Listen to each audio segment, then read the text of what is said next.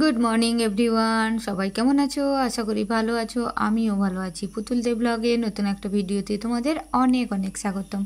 সকালবেলা যা যা ফুল তুলেছি সেগুলো নিয়ে চলে এসেছি। দেখো, এক ঝুড়ি ফুল হয়েছে। আর যদি বাড়িতে ফুল থাকে তাহলে দেখবে পুজো করতে আরও বেশি মনটা ভালো হয়ে যায়। তারপরে চলে এলাম পুজো টুজো করার পরে একটু কি ব্রেকফাস্ট করব।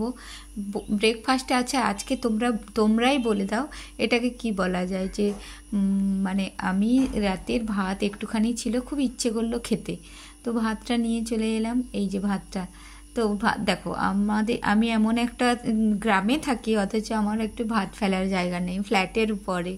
তো যাই হোক, ভাতটাকে ফ্রিজে রেখে দিয়েছিলাম, দিয়ে সকালবেলা বার করে দিয়েছিলাম, ঢাকা চাপা দিয়ে রেখে দিয়েছিলাম যে একটু গরম হয়ে যাক, ঠান্ডা ছিল ফ্রিজে।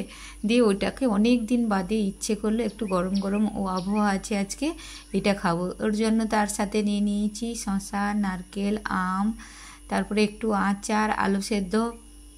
মানে কি বলতো, হয়তো ভাতটা এইটুকু ভাত বলবো কি পান্তা বলবো, যাই বলবো তোমরা ভেবে নাও।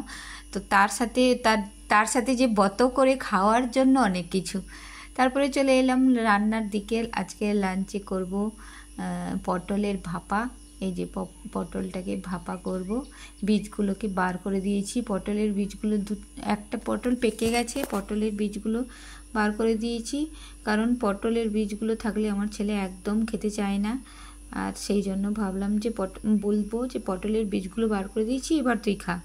আর এটা পোস্ত, আর আমার কাছে একটু কাজু ছিল, কাজু আর পোস্ত দিয়ে, আর সর্ষেও দিয়েছি। খেতে ভীষণ ভালো হবে, তোমরাও এরকম করতে পারো। আমি এর আগে করেছি, ভালো হয়েছে, তাই আবার করছি। এই ছিল আমার ছোট্ট মতো ব্লগ। কেমন লাগবে